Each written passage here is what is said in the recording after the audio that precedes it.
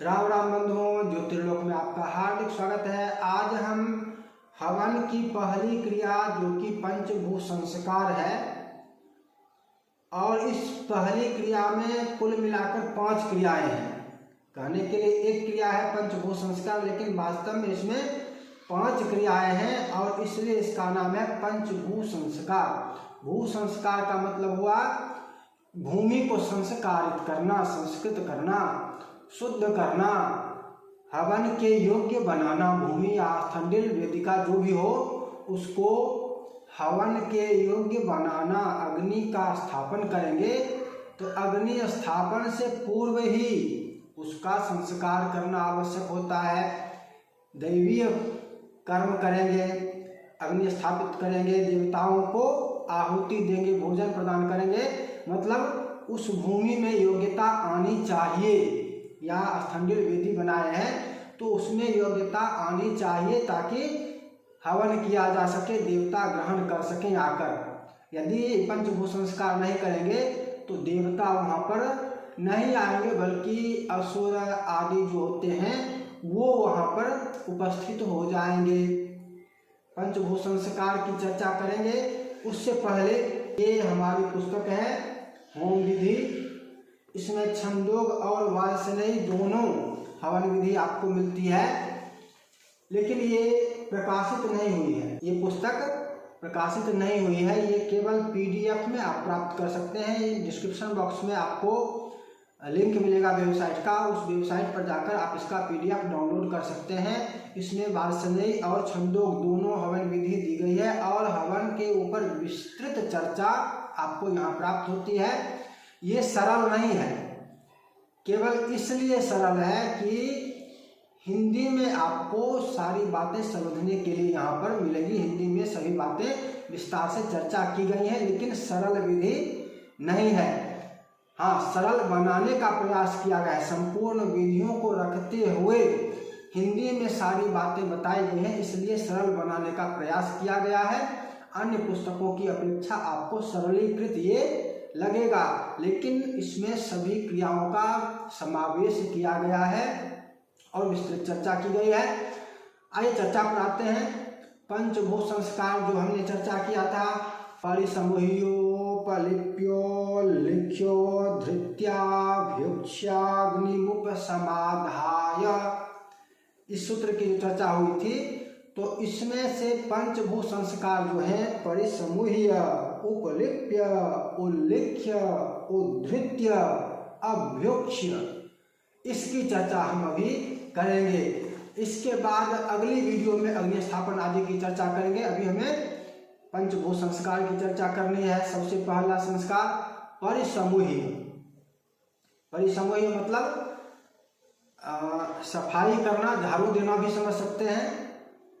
सफाई करना, यद्यपि पहले से जहाँ भी आप हवन करेंगे पहले से वो साफ सुथरा है, चौका इत्यादि किया हुआ है, मंडल इत्यादि, लेकिन फिर भी पुनः हवन जहाँ करेंगे वहाँ पुनः फिर भी पंचभूत संस्कार विधि पूर्वक करना है। यद्यपि कुछ कर्मकांड की पुस्तकों में आपको इसके लिए कुछ बीज मंत्र या अन्य मंत्र भी प्राप्त हो सकते हैं, लेकिन पंचभूत संस्कार में मंत्र की आवश्यकता नहीं है। अग्नि स्थापन में मंत्र आवश्यक है, लेकिन उससे पूर्व पंचभूत संस्कार जो होगा ये केवल विधि है, लेकिन आवश्यक है, अनिवार्य है। सबसे पहला इसमें क्या है, परिसमूह्य। कुशाओं के समूह से कुशाएं हाथ में लेकर 3 कुशाएं लेकर, कुशा ना हो तो काश का प्रयोग किया जा सकता है, दूर्वा का भी प्रयोग किया जा सकता है, तो 3 कुशाएं लेकर और हवन भूमि को या वेदी को झाड़ू की तरह सफाई करेंगे। और ये सफाई किधर होगी, तो ये पूर्वाग्र होती जाएगी ईशान कोण की ओर, इसको गिराना होगा।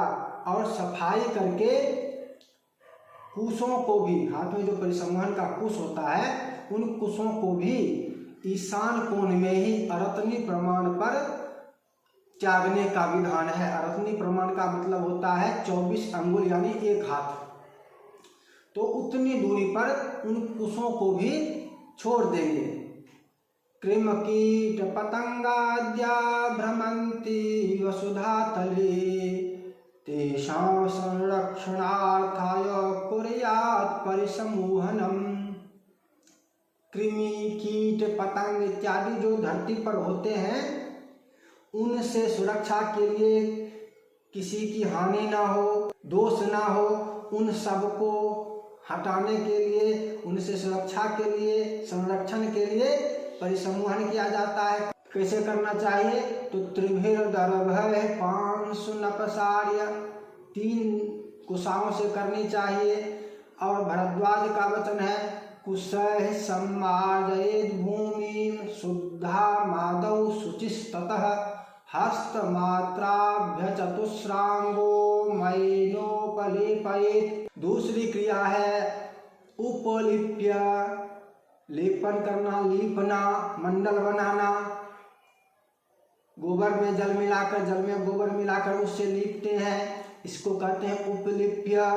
इसमें एक विशेषता है जो संभवतः ज्ञात ना भी हो। क्या? तो विशेषता ये है कि गोमयोदकेन त्रिह उपलिप्य, एक बार तो लिखते हैं, लेकिन निर्देश जो है शास्त्रों का वो है त्रिह उपलिप्य, 3 बार लिपते हैं, एक बार नहीं 3 बार। यहाँ पर एक प्रश्न भी आता है विष्णुपाद परिक्रांता वराहेनोद्धृता मही अतः पृथ्वी सदा पूता किमर्थमुपलिप्यते। पृथ्वी तो पवित्र है, भगवान विष्णु का चरण पड़ा था वामन अवतार में, और वराह अवतार में भगवान विष्णु ने ही पृथ्वी को, भूमि को निकाला था। ये तो पवित्र है, लीपने की क्या आवश्यकता है, मंडल की क्या आवश्यकता है? इसका उत्तर भी है इंद्रेण वज्राभिहतः पुरा वृत्रो महासुरः मेधसा तस्य संकीर्णा तदर्थमुपलिप्यते। अंगिरा का है कि एक समय इंद्र ने वज्र से वृत्रासुर का वध किया था, तो उसके रक्त से पूरी पृथ्वी व्याप्त हो गई थी, और इसलिए रक्तादि से, तो इसका एक नाम मेदिनी भी है। तो अशुद्ध हो गया, और इसकी शुद्धि के लिए लिपना आवश्यक होता है, ये एक संस्कार है। तीसरी क्रिया है उल्लिख्य, उल्लेखन करना, किस चीज से? अस्फय से, अस्फय ना हो तो किस? खदिर के अस्फय से, खैर के अस्फय से।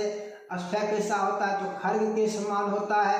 त्रिह खदिरेन हस्तमात्रेन खर्गाकृतिना अस्फयेन उल्लिख्य प्रागग्रा उदक संस्था स्थंडिल परिमाणस्तिस्रो रेखा कुर्यात्। 3 रेखा, किससे? अस्फय से। कितना? तो जितनी बड़ी वेदी हो उतना बड़ा, जितनी बड़ी स्थंडिल हो उतनी बड़ी। लेकिन इसके संबंध में और भी प्रमाण होते हैं कि प्रादेश प्रमाण या वितस्ती प्रमाण। इस उंगली से, तर्जनी उंगली वाले भाग को प्रादेश प्रमाण कहते हैं, और मध्यमा के इसको वितस्ती प्रमाण, वित्ता कहते हैं। तो प्रादेश प्रमाण और वित्ता का भी, दोनों का विधान भी है। तो प्रादेश प्रमाण विशेष रूप से व्यवहार में मिलता है, लेकिन अभी यहाँ पर जो प्रमाण हम प्रस्तुत कर रहे हैं उसमें कहा जा रहा है कि पूरी वेदी पर करना चाहिए। कैसी रेखा? तो प्रागाग्र। अब यहाँ पर थोड़ा सा व्यवहार में कहीं कहीं अंतर दिखता है, कहीं कहीं आपको व्यवहार में दिखता होगा कि ऐसे प्रादेश प्रमाण किए और अपनी तरफ रेखा करना, लेकिन निर्देश है कि प्रागाग्र, पूर्व की ओर अग्र रेखा बनाना चाहिए, यानी पश्चिम से पूर्व की ओर रेखा खींचा जाएगा। और उदक संस्था, दूसरी रेखा किधर होगी? तो उससे उत्तर दिशा में होगी। रेखाओं में अंतर कितना होगा? तो लगभग 6 अंगुल का अंतर होना चाहिए। 3 रेखा होनी चाहिए। वैसे छंदोग में अन्य विधि है, छंदोग की विधि 5 रेखाओं की है, लेकिन हम उसकी चर्चा अभी नहीं कर रहे हैं। मुख्य जो वार्ष्णेय है उस विधि की चर्चा कर रहे हैं। पुस्तक में आपको छंदोग वाली विधि की भी विशेष चर्चा प्राप्त हो जाएगी। उसमें 5 रेखा होती है, विभिन्न देवताओं का, पृथ्वी, अग्नि इत्यादि का ध्यान करते हुए किया जाता है। तो 3 रेखा करनी चाहिए। कैसे?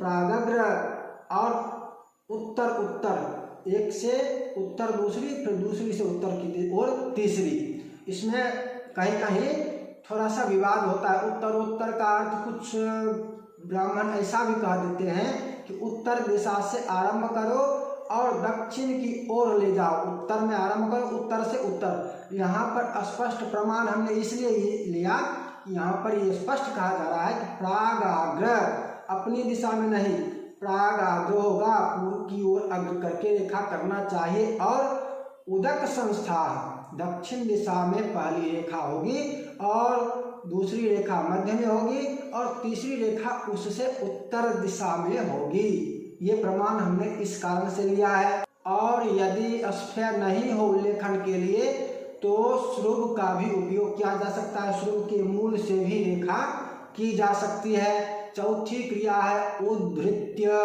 कारिका का प्रमाण है ये भ्रमन्ति पिशाचाद्या आकाश पथगामिनः तेषां संरक्षणार्थाय उद्धृत्य कथितं बुधैः। आकाशगामी पिशाचादि जो होते हैं उनसे रक्षण के लिए, उनसे संरक्षण के लिए उद्धृत्य किया जाता है। अनामिका और अंगूठे, इस दोनों उंगली से उन रेखाओं से थोड़ी थोड़ी मिट्टी निकाली जाती है, इसी का नाम उद्धृत्य है। इसको निकाल के और पुनः ईशान कोण में ही अर्थनी प्रमाण में उसका त्याग करना है, उसको छोड़ देना है।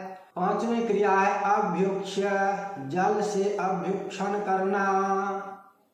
कारिका का वचन है आपो देवगणाः सर्वे आपः पितृगणाः स्मृताः तेनैवाभ्युक्षणं प्रोक्तं ऋषिभिः वेदवादिभिः।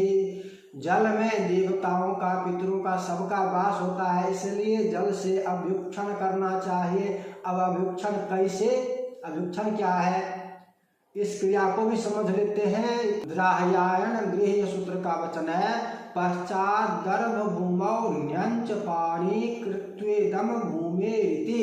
न्यंच पाणी, ऐसे करके अभ्युक्षण होगा। हाथ में जल लेंगे, इस तरह से अभ्युक्षण होगा। जल छींटने के कई तरीके हैं, ऐसे भी छींटा जाता है, ऐसे भी छींटा, हाथ में ऐसे भी छींट सकते हैं और ऐसे भी छींट सकते हैं, हाथ में लेके ऐसे भी कर सकते हैं। तो अभ्युक्षण किसको कहेंगे, इस प्रकार से जब छिड़केंगे तो ये अभ्युक्षण होगा। इस ये भी विशेष चर्चा है, इसका प्रमाण भी हम भी देख लेते हैं। वर्धमान का है प्रमाण उत्ताने नैव हस्तेन प्रोक्षणं समुदाहृतं तिरश्चावोक्षणं प्रोक्तं नीचेनाभ्युक्षणं स्मृतम्। उत्ताने नैव हस्तेन प्रोक्षणं समुदाहृतं। उत्तान हस्त से यदि ऐसे जल छिड़केंगे इस तरह से, तो इसका नाम होगा प्रोक्षण। अर्थात जहाँ कहीं प्रोक्षण की बात हो वहाँ कैसे छिड़कनी चाहिए, इस तरह से। और तिरश्चावोक्षणम, यदि कहीं पर वोक्षण मिले तो इस तरह से हाथ को तिरछा करके। और नीचे नाभ्युक्षणम स्मृतम, और अभ्युक्षण यदि कहा जाए तो अधोमुख हाथ करके करेंगे, इस तरह से छिड़केंगे, उसका नाम होगा अभ्युक्षण। तो इस तरह से जल छिड़केंगे और ये पांचवी क्रिया होगी अभ्युक्षण। ये 5 क्रियाएं हैं, ये पंचभू संस्कार हैं। पंचभू संस्कार की 5 क्रियाएं यही हैं। परिसमूह्योपलिप्यो लिख्यो धृत्याभ्युक्ष्य। परिसमूह्य, उपलिप्य, उल्लिख्य, उद्धृत्य, अभ्युक्ष्य, 5 क्रियाएं हैं। इसके बाद अगली क्रिया अग्नि स्थापन होगी, तो अग्नि स्थापन की चर्चा अगले भाग में करेंगे, अभी नहीं करेंगे। फिर मिलेंगे। जय जय श्री राम।